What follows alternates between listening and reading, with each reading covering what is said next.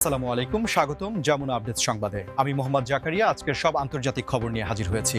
শুরুতেই জানিয়ে দিব সংবাদ শিরোনাম, তারপর বিস্তারিত। লেবাননে ইসরায়েলি হামলায় নিহত বেড়ে 52। ইরানে কঠোর আঘাত এখনও শুরু করিনি, মূল আক্রমণ শিগগিরই, ট্রাম্প। পারমাণবিক অস্ত্র পেলে ইরান গোটা মানবজাতির জন্য হুমকি হবে, নেতানিয়াহু। ইরানের সঙ্গে সংঘাতে জড়াবে না ন্যাটো, মহাসচিব। যুক্তরাষ্ট্র ইসরায়েল ও ইরানকে রক্তক্ষয়ী যুদ্ধ বন্ধের আহ্বান এরদোয়ানের। আসসালামু আলাইকুম, স্বাগতম জানাচ্ছি যমুনা আপডেট সংবাদে। আমি মোহাম্মদ জাকারিয়া। এতক্ষণ শুনছিলেন সংবাদ শিরোনাম, এবার বিস্তারিত। লেবাননে ইসরায়েলি হামলায় নিহত বেড়ে 52। মধ্যপ্রাচ্যের বর্তমান পরিস্থিতি নিয়ে যারা নিয়মিত খোঁজখবর রাখেন তারা নিশ্চয়ই জানেন যে এই অঞ্চলটিতে দীর্ঘকাল ধরে একটি অস্থিরতা বিরাজ করছে, যা সাম্প্রতিক সময়ে আরও তীব্র আকার ধারণ করেছে। লেবাননের বিভিন্ন এলাকায় চালানো সাম্প্রতিক এই হামলায় নিহতের সংখ্যা বেড়ে 52 জনে দাঁড়িয়েছে, যা আন্তর্জাতিক অঙ্গনে গভীর উদ্বেগের জন্ম দিয়েছে। এই ধরনের সংঘাত কেবল দুটি দেশের মধ্যে সীমাবদ্ধ থাকে না, বরং এর প্রভাব পড়ে গোটা অঞ্চলের স্থিতিশীলতা, অর্থনীতি এবং সাধারণ মানুষের জীবনযাত্রার ওপর।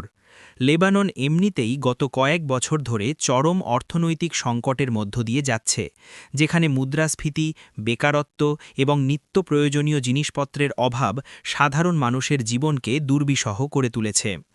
এর ওপর নতুন করে এই হামলার ঘটনা দেশটির স্বাস্থ্য ব্যবস্থা এবং জরুরি পরিষেবাগুলোর ওপর এক বিশাল চাপ সৃষ্টি করেছে। হাসপাতালগুলোতে আহতদের ভিড় বাড়ছে, চিকিৎসা সামগ্রীর সংকট দেখা দিচ্ছে এবং অনেক পরিবার তাদের ঘরবাড়ি হারিয়ে নিরাপদ আশ্রয়ের খোঁজে হন্যে হয়ে ঘুরছে। আন্তর্জাতিক মানবাধিকার সংস্থাগুলো এবং জাতিসংঘ বারবার সাধারণ নাগরিকদের সুরক্ষা নিশ্চিত করার জন্য সংশ্লিষ্ট পক্ষগুলোর প্রতি আহ্বান জানিয়ে আসছে। যে কোনো সংঘাতে সবচেয়ে বেশি ক্ষতিগ্রস্ত হয় শিশু, নারী ও বয়স্করা, যাদের এই ভূরাজনৈতিক দ্বন্দ্বের সঙ্গে কোনো সরাসরি সম্পৃক্ততা নেই। আপনারা যারা আমাদের এই খবরের বিশ্লেষণ দেখছেন তারা হয়তো একমত হবেন যে যুদ্ধ কখনোই কোনো স্থায়ী সমাধান আনতে পারে না, বরং এটি ধ্বংস ও দীর্ঘমেয়াদী মানবিক সংকটের জন্ম দেয়।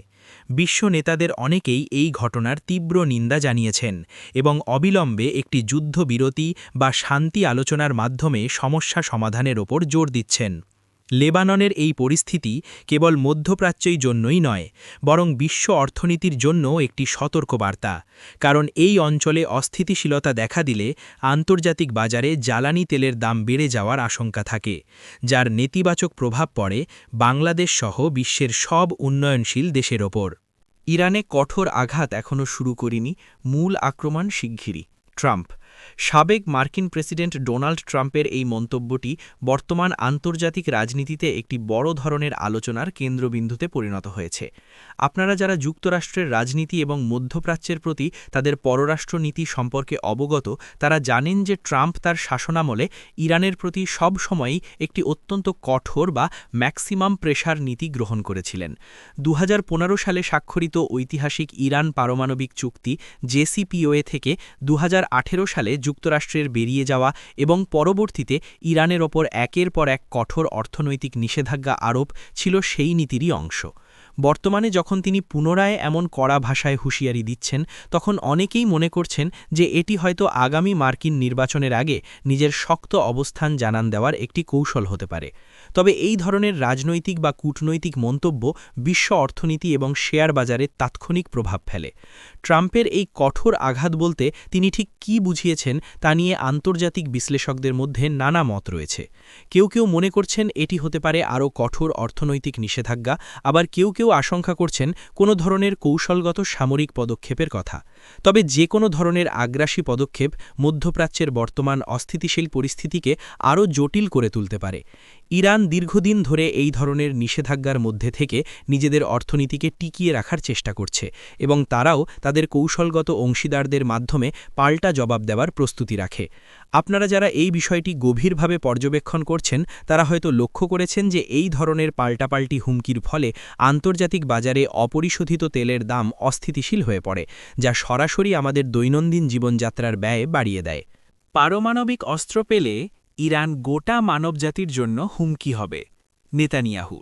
ইসরায়েলের প্রধানমন্ত্রী বেঞ্জামিন নেতানিয়াহুর এই সতর্কবার্তা নতুন করে বিশ্ব নিরাপত্তার বিষয়টি সামনে এনেছে এবং এটি মধ্যপ্রাচ্যের ভূরাজনীতিতে একটি অত্যন্ত সংবেদনশীল ইস্যু।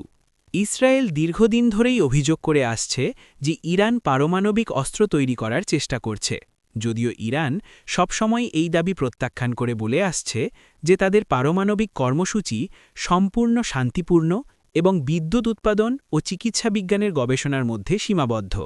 তবে নেতানিয়াহুর এই বক্তব্য স্পষ্ট করে দেয় যে ইসরায়েল এই বিষয়টিকে তাদের অস্তিত্বের জন্য সবচেয়ে বড় হুমকি হিসেবে বিবেচনা করে।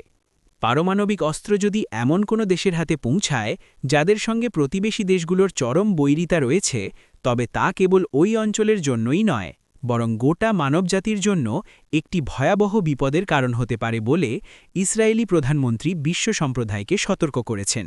এই ধরনের বক্তব্যের পেছনে একটি গভীর মনস্তাত্ত্বিক ও কৌশলগত কারণ রয়েছে।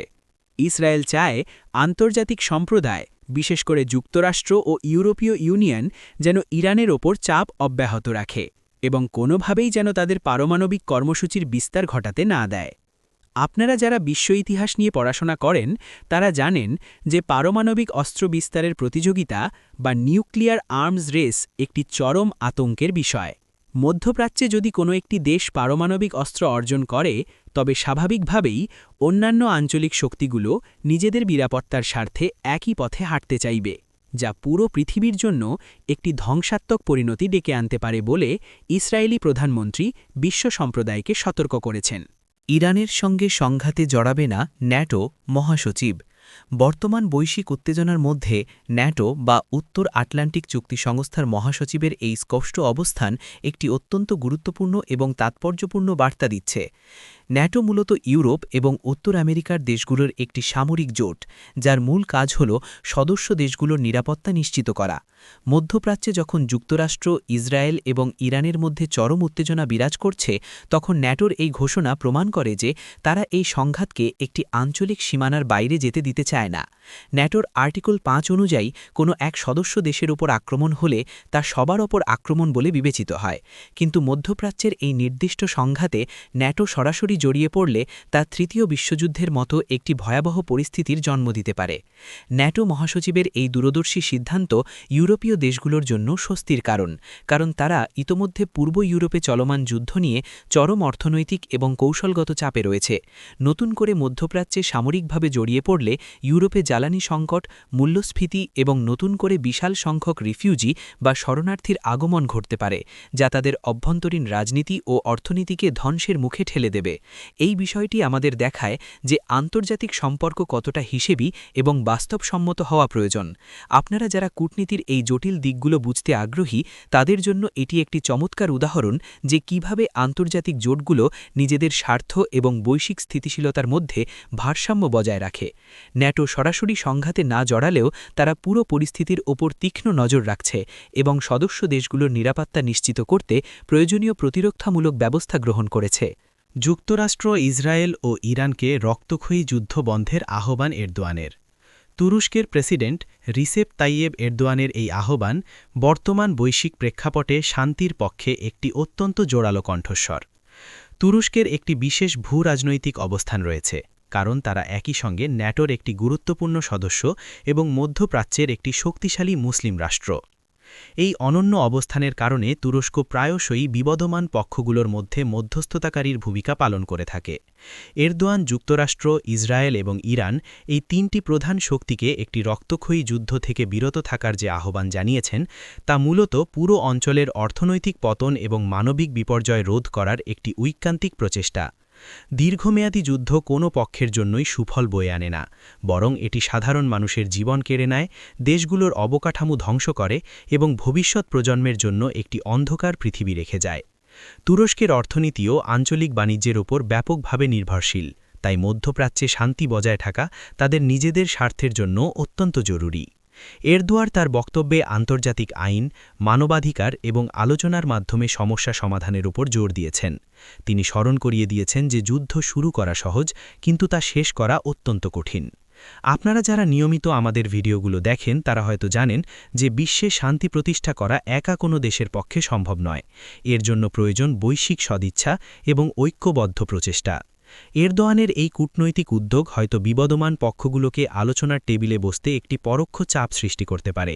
বিশেষ করে এই অঞ্চলে যখন চরম অবিশ্বাস আর দ্বন্দ্ব বিরাজ করছে, তখন এরকম একটি নিরপেক্ষ এবং গঠনমূলক আহ্বানের বড় ধরনের প্রয়োজন ছিল।